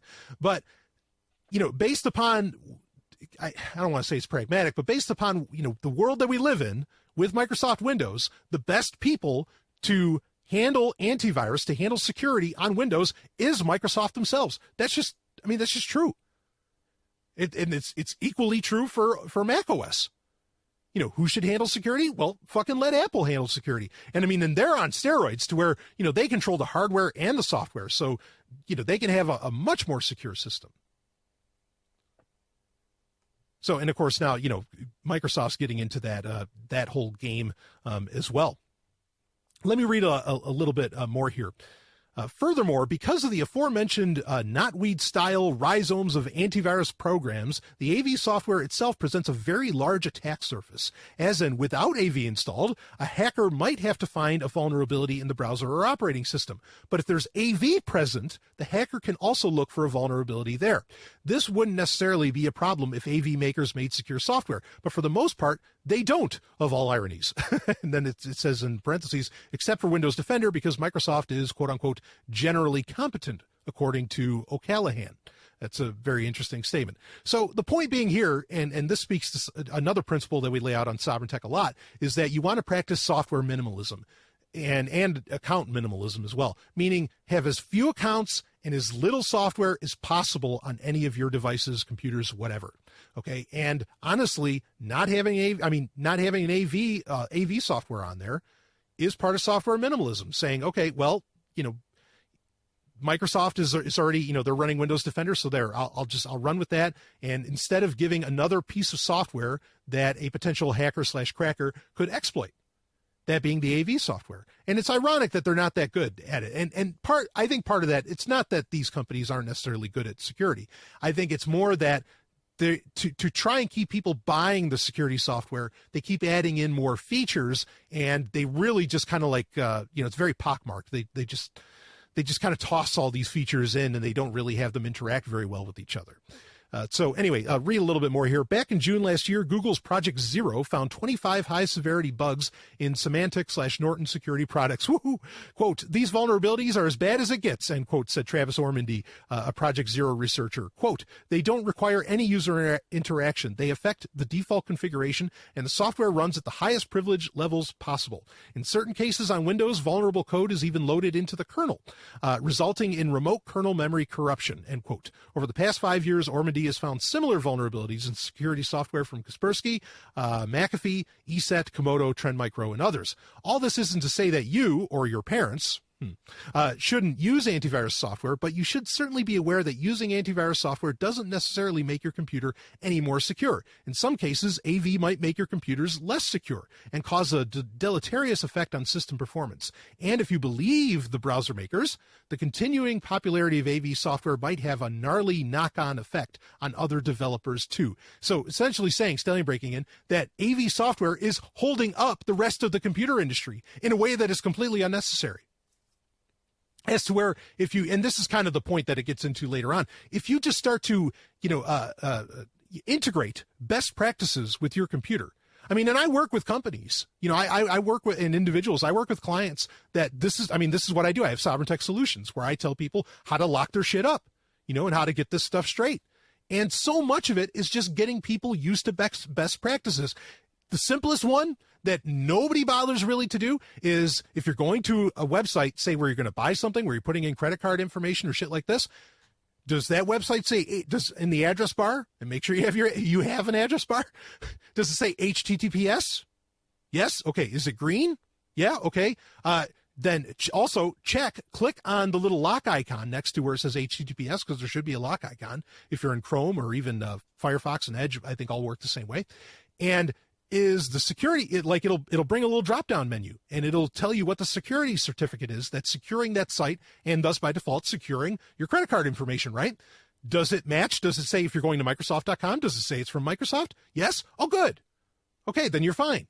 That's a very simple best practice. You don't have to do that for every website, but you're going to want to do it for ones where you're putting in some, potentially or, serious personal information. Practice this sort of stuff. AV isn't needed. But you got to educate yourself in a lot of this, okay? And I know I have such a broad demographic of an audience on Sovryn Tech that, I know if you're a highly technical person, you already knew that. But, not everybody is, everybody's at different levels, and some people are just starting out too. So anyway, you can read the rest of the article. It has some other interesting tips, most of which I kind of already covered. But it's just so good to get that vindication for people to finally come out and say, God damn it, stop paying these antivirus companies, all that money. You don't need it anymore. Now, I will say quick, there is an argument to be made for like malware, specific malware, that could infect a machine or a device or whatever. And I do, the only one I ever recommend really is Malwarebytes. And I actually recommend that on Mac OS as well as Windows. Like if you really aren't doing best practices all the way. I don't run anything on mine, other than Windows Defender when it comes to Windows 10. On Linux, it's a different story. But Malwarebytes is that's the only piece of software where I've found that there's actually a net positive, benefit to running that. And it's very lightweight, and it can handle a lot of issues. But that has a very specific purpose. So that's something you could consider. But as far as antivirus goes, stop paying these people. Let that whole industry it can fall away. And, if you're a Windows user or whatever it is. Anyway, we'll be back with some more Sovryn Tech. The reviews are in, and Babylon 5's a winner. The New York Daily News says Babylon 5 could make Star Wars look like a walk in the park. The Chicago Sun-Times calls it a welcome addition to the sci-fi universe. Impressive, perfectly scaled for TV, raves the LA Times. And the Kansas City Star says Babylon 5 is one space station you're likely to want to visit frequently. See for yourself what everyone's talking about on Babylon 5. Babylon 5 is available for download on your favorite torrent site. See it now to experience the greatest show in television history. Babylon 5.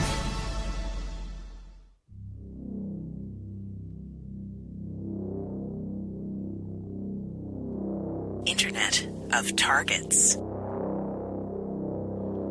It is time for Internet of Targets, where generally we talk about IoT and how that entire market category, that being Internet of Things to be hacked, Internet of Things, just needs to die.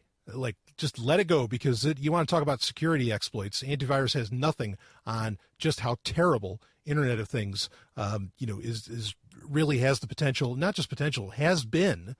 Again, remember, the Internet outage of October 21st against Dyn was, enacted by, turning IoT devices into, a gigantic botnet. That how do you stand up against that? So IoT is a terrible thing, and something I talked about, and we talk about other various aspects of IoT, but pretty much all these internet connected devices that maybe don't need to be.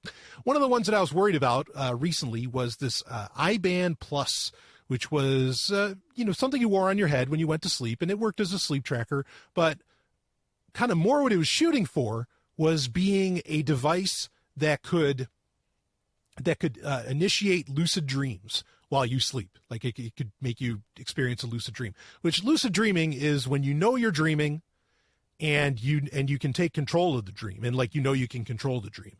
And so you it's this very, if the concept is real, and I had talked about it, we talked about lucid dreaming in general during IoT or during Internet of Targets 2-3 weeks ago. And I mentioned that, hey, it's actually it's tough to even prove that it's a thing, because you sort of have to take people's word for it that has it. There's no, there's certain different frequencies that you can kind of track the brain is doing at a certain point when people claim to be lucid dreaming, but it's very tough, to kind of prove that it's a thing. That doesn't mean necessarily that I think it doesn't exist. I am definitely very skeptical of iBand Plus. Like, I don't think that actually works.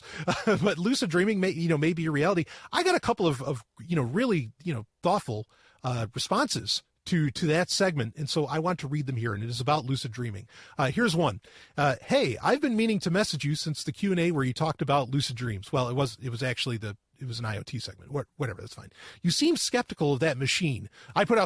First off, folks, I put out so much content. Please, I don't mind if you forget which segment or what episode or whatever. I mean, because I just keep pouring this stuff out, so it's fine. Reading on. You seem skeptical of that machine. I am also skeptical of the machine, but it also seemed like you thought lucid dreaming might not even be real. Lucid dreaming is definitely real. I don't lucid dream often, but I have had a couple dozen lucid dreams. I'm not very good at it. Usually once I become lucid, I start flying and then either wake up or fall back into non-lucid dreaming. When I was in, this person had experienced being, locked away. I had this recurring dream of, and I'm sorry for that, by the way, recurring dream of getting out of prison and going back to a place I used to work. It got to the point that whenever I started having that dream, I would check and see if I was dreaming. I actually went to that place the day I got out, and it was surreal as fuck. I can imagine. The way I check is by looking at my watch, remembering the time, looking away, and then back at the watch. In a dream, times displayed on digital clocks, analog won't work, is completely random. So if there is wildly different times displayed, you are dreaming. The idea is to make a habit of double checking your watch when awake so that eventually you will do it in a dream. Anyway, there's some anecdotal evidence of lucid dreaming for you. So thank you for sharing that. That's pretty interesting, and that's very specific. I kind of like that, the idea of looking at the clocks or the digital clocks, and you'll see that they kind of all have, very different times. And so that's sort of how you're in a dream. And then you can start thinking, okay, I'm going to take control of this dream, right? Like that's kind of the gist. Two comments on this, and then I want to read one more. So I'm skeptical whether or not they exist because I don't think I've ever been in one, even though like the flying dream. Now I've actually, and I hope she doesn't mind me sharing this, I've actually talked to the lovely and hyper intelligent Dr. Stephanie Murphy, about this. We always talk about the flying dreams. They're our favorite dreams. And it's really something. That's quite a feeling, but I don't ever remember flying, and I can't really ask her right this second.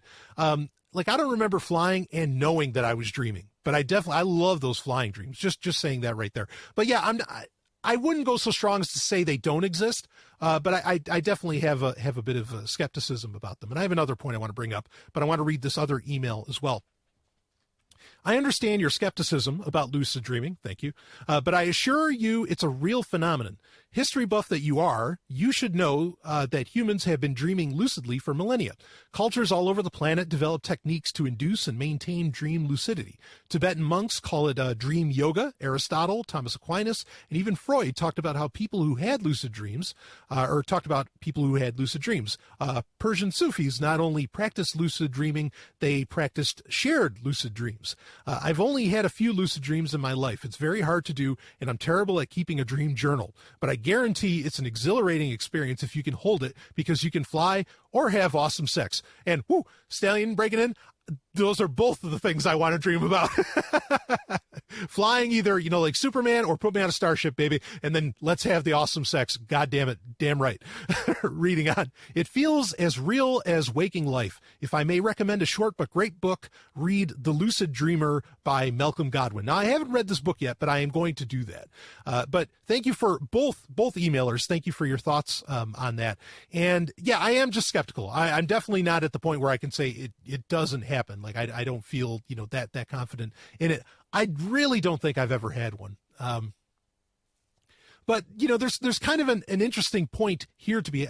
So to the historical point, yes, there have been claims of lucid dreaming. I think they often get mixed in quite a bit with like visions, or vision quests and things of this nature, to where, it could be more that. I mean, even when you look at, particularly like the dream yoga or even a lot of meditation practices, it seems to be almost getting you to that place where you're like half awake. you're kind of sleeping, but you still have that level of control to where, you could potentially have a lucid dream. So maybe a lot of visions were really just lucid dreams kind of being laid out. Because I certainly don't think that anybody's conversing with the Almighty or the supernatural, because neither exist. That's something I'm certain about. So, yeah, your historical argument is a good one, I think, and it's an interesting one to consider, and definitely lays it more towards, for me personally, you're absolutely right. It lays it more towards, I'm leaning more towards, yes, they're absolutely true, or not that they're absolutely true, but that they exist. So, but kind of the other point I want to bring up, just real quickly, and the second emailer kind of hinted at this, is that it's interesting just how quickly. And I mean, this has wide-ranging ramifications, and I'd love to talk about it more at some point. But it's amazing how quickly, or how much, no matter what crazy shit is happening in a dream. Oftentimes when you're dreaming and you're not lucid dreaming, as in you're dreaming, you can take control. It's amazing how much your mind, no matter how certain you are of so many facts, of gravity, of all, the laws of physics and all these different things, just how much you completely accept that what's going on is totally normal. When your Aunt Matilda, is walking on the ceiling and tossing down cupcakes or something, or there's purple wombats dancing in the bathtub. I mean, you just accept these things. It's like, oh, well, of course that's what happens. That's a very, very interesting thing that a concept that I don't think gets explored enough is, why does the human mind so readily accept what is obviously not possible? In your dreams.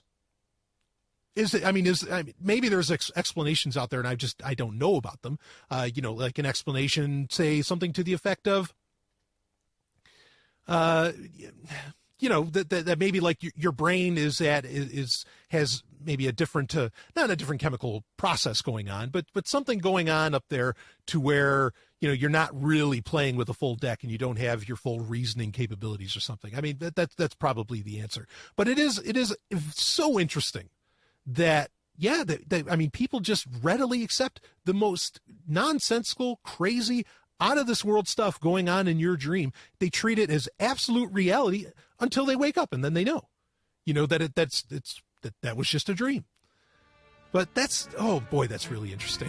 So that's a subject for a completely other time, but one I'd love to get into. But it's not really for an Internet of Turnips segment. Anyway, thank you so much for the emails. Keep them coming, baby. Woo!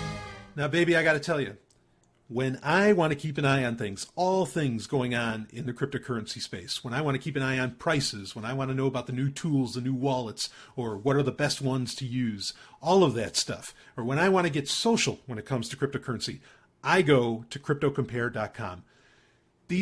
Oh man, I love this website. I'm not kidding when I say I leave it open 24/7 on my big rig. It's ready for whenever a question comes up for me, for Sovryn Tech about something in crypto or whatever. I'm always checking that out, and just to keep an eye on things, just to know what's going on, to keep fresh, keep that flavor going. And they list off everything, Bitcoin, all your altcoins, they got you covered. So I want you to check out cryptocompare.com, and I cannot thank them enough for being a sponsor of Sovryn Tech. All right, let's get back to the show.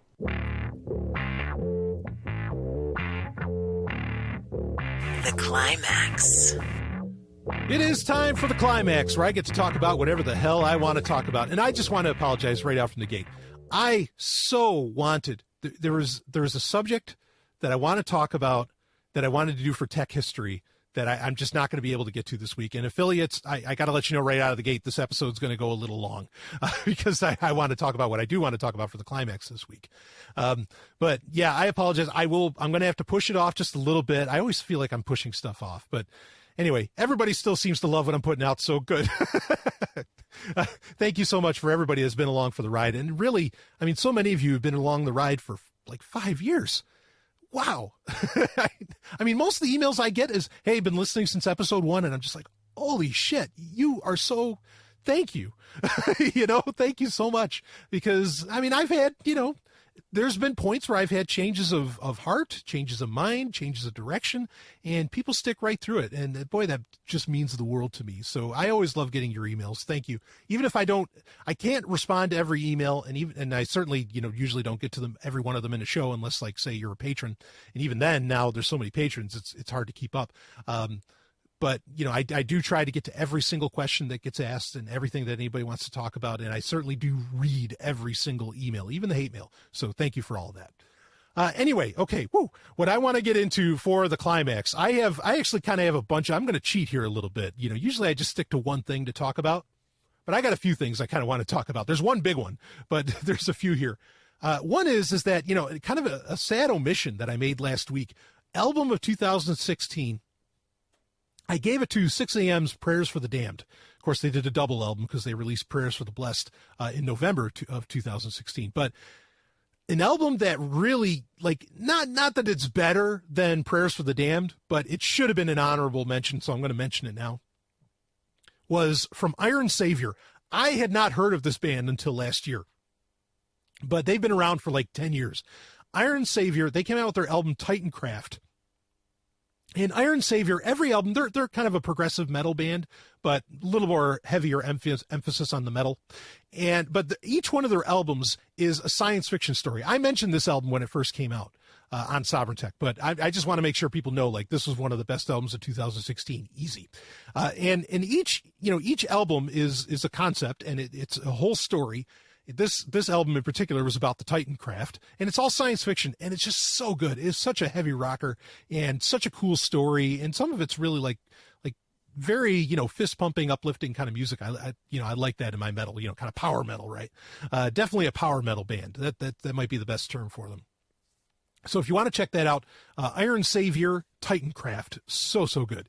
Also, boy, a ton of albums came out this week, and it's actually pretty relevant to what the main thing I want to talk about.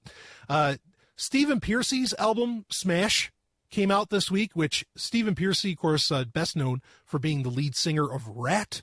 What a great band. Totally not underrated. I mean, they got their MTV play, certainly, and, Out of the Cellar. I mean, like, they sold albums, but they don't seem to have had the longevity of people remembering just how many great fucking songs, that they've had out there. And even they had that album come out in like 2009, 2010, Infestation. One of the best albums just straight up ever. Like, opens right up and it just kicks your ass, in the way that really only Stephen Pearcy and Rat can. But Stephen Pearcy came out with another solo album this year, in this year, 2017, Smash, it's called, and it's a pretty straightforward rocker, but I love Stephen Pearcy's voice. He has that really unique, kind of high-pitched, almost metallic voice, and he kind of delivers on that, and I liked it. Again, it's just a total straight rocker. I thought it was really good. The other album that came out this week, too, was the new Black Star Riders, Heavy Fire. Black Star Riders, now you might not, that name probably won't mean anything to you unless you're already a fan of them. But what it actually is, Black Star Riders is the remaining members, along with the new singer, of Thin Lizzy. And it's them making new music, because Thin Lizzy won't release an album, ever since their original singer died back in the 80s. So Black Star Riders is, it's that kind of that Thin Lizzy style. It is so cool. They're like 3 albums in, but their newest one just came out, Heavy Fire. I thought that was really, really good. I'm a huge Thin Lizzy fan, and everything Black Star Riders has done, I just get so excited. Fun, good hard rock album. I really like that. But the jewel in the crown this week, as far as music that came out, and we're going to talk about something besides music, but I mentioned it at the head of the show, the 30th anniversary edition of Turbo of Turbo Lover from, not just Turbo. They're calling the album Turbo 30, but of Turbo Lover from Judas Priest. Holy shit. They did a remastering. The remastering is phenomenal. It is such a hard punching album. I know a lot of Judas Priest fans don't like Turbo Lover, or they didn't like the album Turbo. I get it. They think it's like it's a little more pop metal, like it's a little more mainstream. Maybe a little Bon Jovi. But I understand that point, but I just so disagree. It is such almost track for track Maybe the only weak track on there might be like Rockin' All Around the World or Reckless. Even those are good songs. But Out in the Cold, Turbo Lover, Private Property, Parental Guidance, Locked In, even ones that didn't make like the radio so much. Hot for Love. Oh, Hot for Love is such a good song. So releasing this, I mean, this is amazing. I'm just glad that they're giving it, that Judas Priest is recognizing it was a thing and that they're giving it credit. And it's a 3-disc. The other 2 discs are from a couple of live shows, both of which are rock solid. I listened to the whole thing last night. And my only complaint about the album, the live cuts are great. The remastering is just punching. It's so good. But I was hoping for some extra tracks from that era. And we know they exist because when Priest came out with their big box set, Metallology, a few years ago, that was like a decade ago, I think. When they came out with Metallology, they released a new track on there called Heart of the Lion. And that was from the Turbo sessions. That was from when they were doing Turbo. And it was a cool song. It was a great song. And I was hoping that, sadly, not even Heart of the Lion's on this album. And it would make sense for it to be there because it was part of the Turbo recordings. So, little disappointed that there weren't any bonus tracks, effectively, that weren't live cuts. But it's still really good. And it just probably, Turbo's probably my favorite Priest album. I mean, I love it. So I was rocking that out last night. Okay. And then